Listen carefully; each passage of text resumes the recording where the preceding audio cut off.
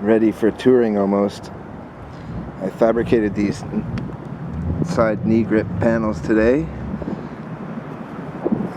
Put the Heinrichs back on after cutting them a bit to fit the 5-gallon tank. This tank was pretty beat up when I got it.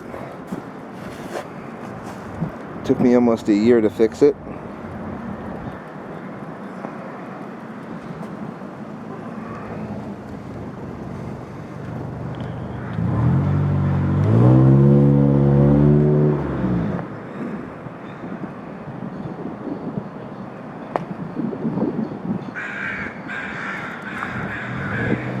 Gluing that last panel there, it might have to be redone, but and I put the lamb's skin on there.